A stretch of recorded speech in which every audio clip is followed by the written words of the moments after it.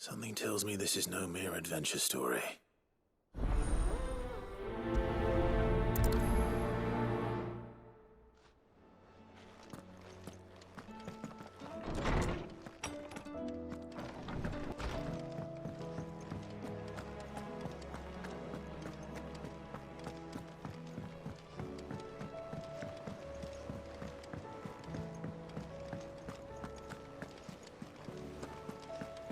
There's something about it.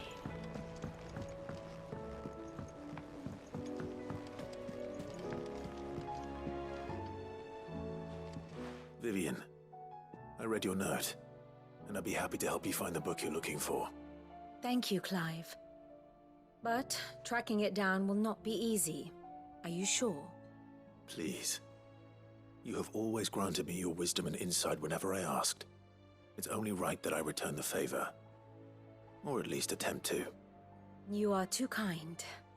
Alas, what I ask of you is rather more trying than delivering the odd lecture. I spoke with Harpocrates to see if he had any inkling as to where another copy might be found, but... But perhaps it is best that you hear the details from him. If you say so. Forgive me, Clive, for asking this of you. But this book, it set me on the path to becoming who I am today. Its importance cannot be overstated.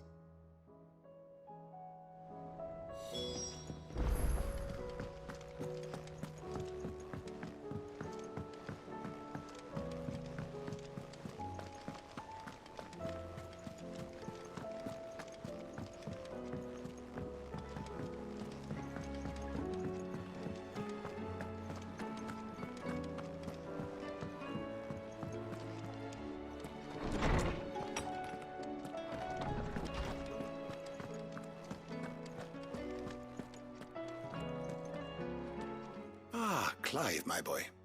What a pleasure it is to see you. Harpocrates. There's something I need to ask you.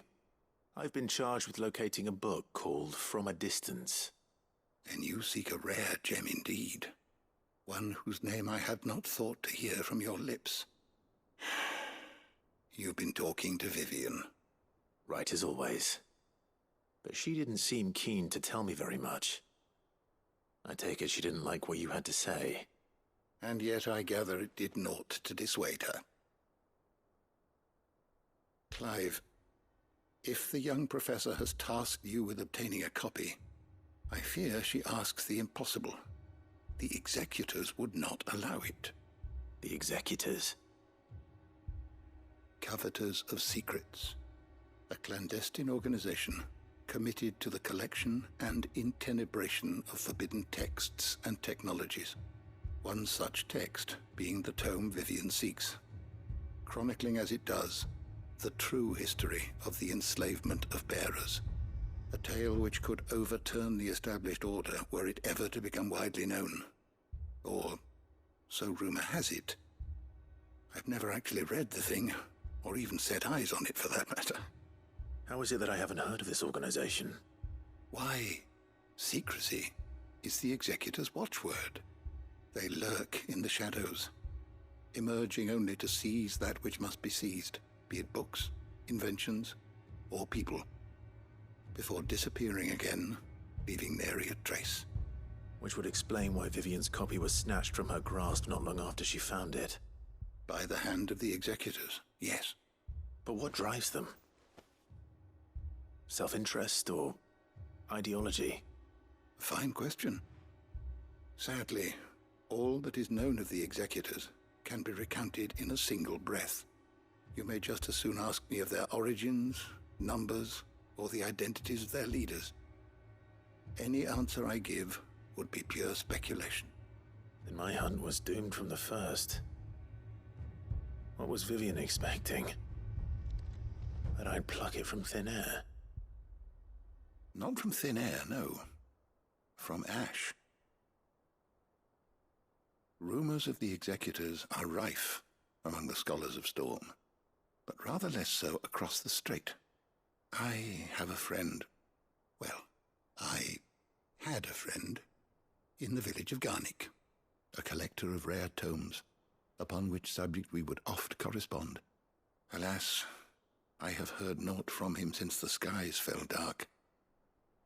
And no doubt he too has turned.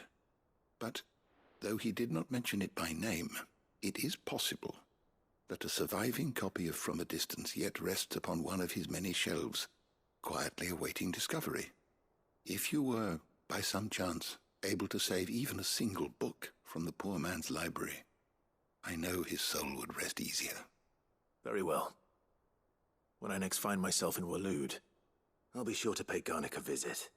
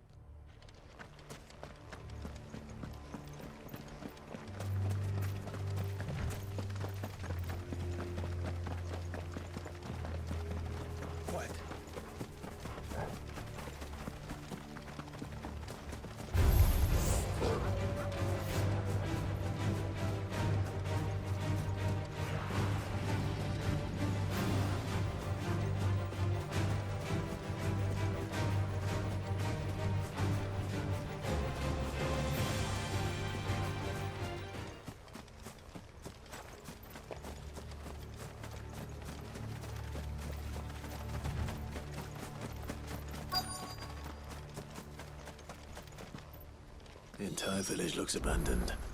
Now, which house would a bookworm live in?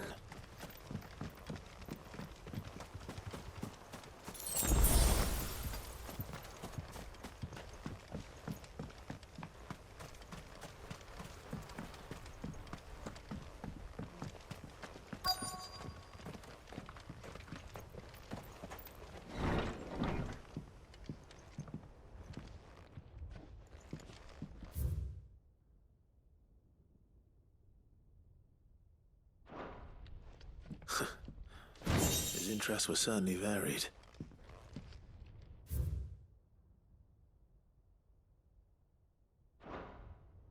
This is a Royal Army logbook.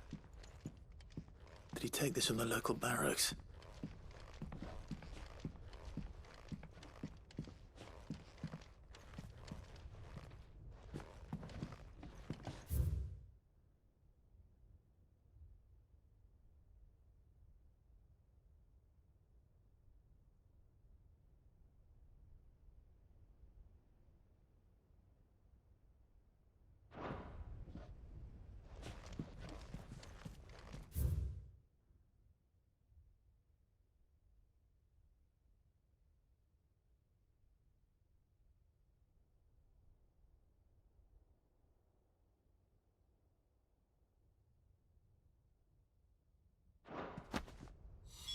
This is it.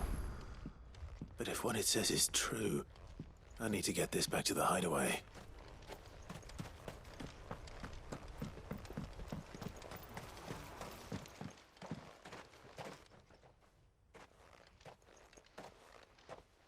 Leaving so soon, stranger?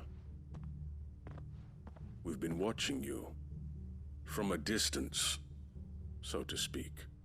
Subtle. I know who you are. Then we need not waste time on introductions. Hand me the book. Leave it in our care and return to your life. Your care? Do you mean to burn it or bury it? That is not my decision to make. But by one means or another, its contents shall be removed from the common record. Then I'll have to politely refuse. I won't let you erase our history. Then we find ourselves at an impasse. Very well. The book can just as easily be pried from your dead hand.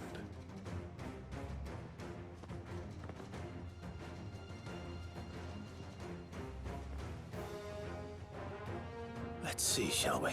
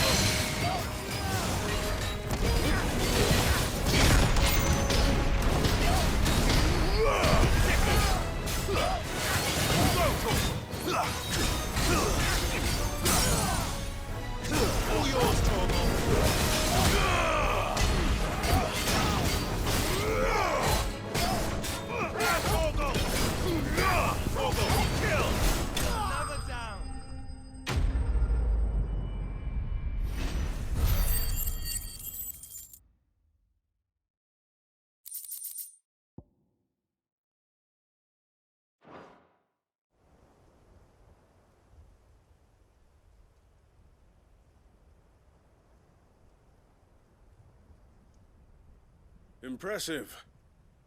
But we have other means. We shall claim the book yet. Why do you want it so badly anyway? It lays out in no uncertain terms the vanity and avarice of mankind.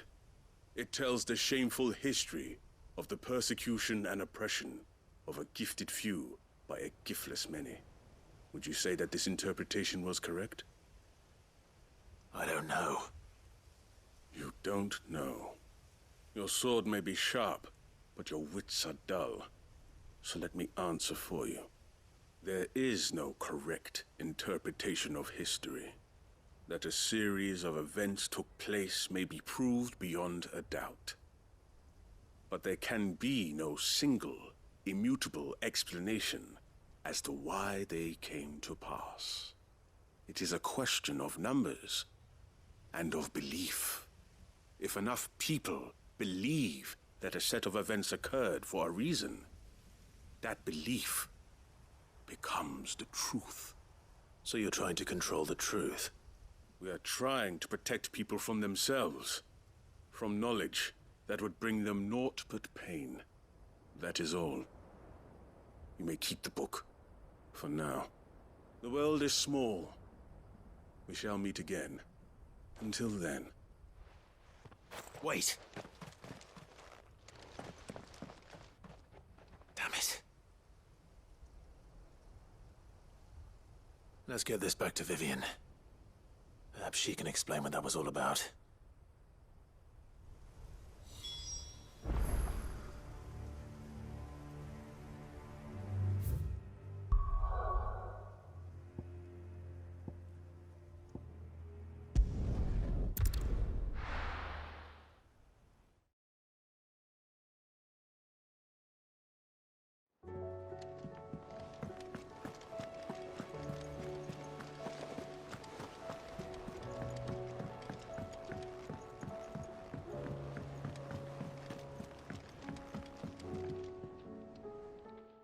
Vivian. I found it. The book you lost.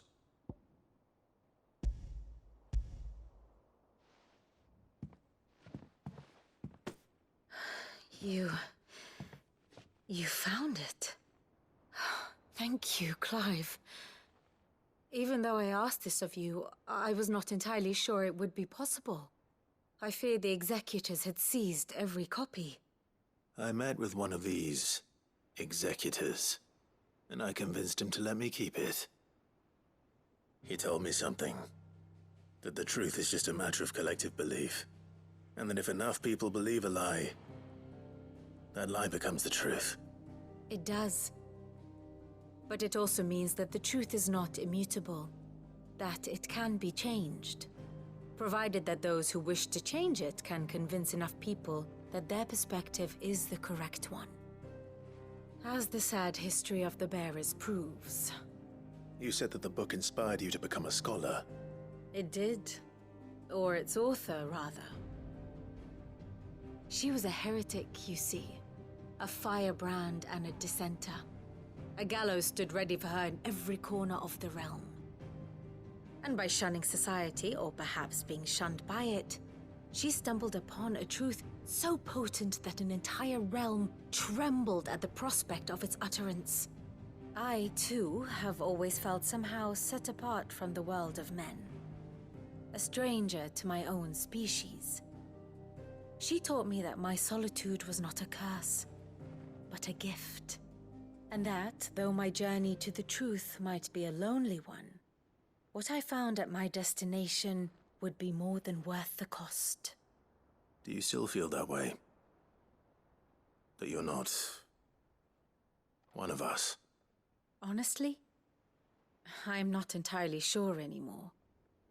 Since coming to the Hideaway, I find my thinking somewhat clouded. Perhaps the result of studying mankind from a rather closer perspective than I had intended.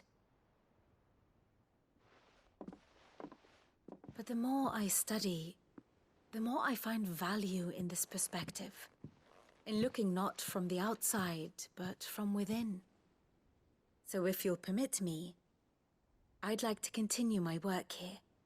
Remember, Clive, when enough people believe, belief begets truth. Give the men and women of this benighted world the gift of truth. Make them believe in you, as I do. I'll try, Vivian. I'll try.